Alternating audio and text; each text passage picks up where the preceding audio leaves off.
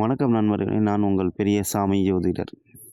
அதாவது லக்னாதிபதியும் ராசி நின்ற வீட்டின் அதிபதியும் எப்படி இருக்க வேண்டும்னா, கேந்திரத்திலேயோ திரிகோணத்திலே அமர வேண்டும். அதாவது 1-4-7-10 5-9 அமர்ந்து அது யாரேனும் ஒருவர் பலமாக இருக்க வேண்டும்.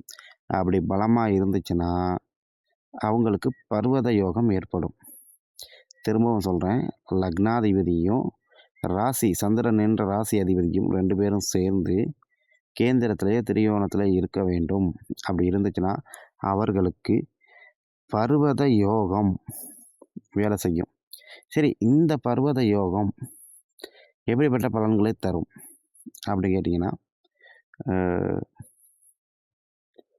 மலை போன்ற புண்ணிய தலங்களுக்கு சென்று வருவதற்கு, அதாவது புண்ணிய யாத்திரைகள், தீர்த்த யாத்திரைகள், அப்படி பல இடங்களுக்கு போய் வரக்கூடிய யோகமும், மந்திரங்களை கற்றுக்கொள்வதற்குண்டான யோகமும், மூலிகை, அதாவது ஒரு இலையை பார்த்தோன்னா இது இதற்குத்தான் பயன்படும் அப்படின்னு சொல்லி அந்த மூலிகையை மருந்தாகக்கூடிய ஆற்றலும், ஆன்மீகத்தில் சிறந்து விளங்கக்கூடிய ஆற்றலும், உலகத்தில் பாக்கியசாலி, புத்திசாலி, செல்வாக்கு மிக்கவர் என்ற பெயரையும் எடுத்து கொடுக்கும்.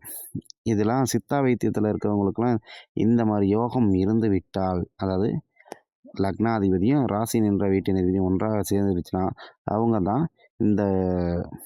இந்த செடி இந்த மூலிகைக்கு பயன்படும், இது ஒரு மூலிகை செடி அப்படின்னு தெளிவுபடுத்துவாங்க. ஸோ உங்களுடைய ஜாதகத்திலையும் இப்படியான அமைப்பு இருந்துச்சுன்னா உங்களுக்கும் ஆன்மீகத்திலையும் புத்திசாலியாகவும் பாக்கியசாலியாகவும் பெரும் செல்வத்தோடும் இந்த மூலிகையை கண்டுபிடிக்கும் ஆற்றலும் உங்களுக்கு உண்டு. ஓகே, நன்றி நேயர்களே. அடுத்த ஒரு சிறப்பான தகவலில் பார்க்கலாம்.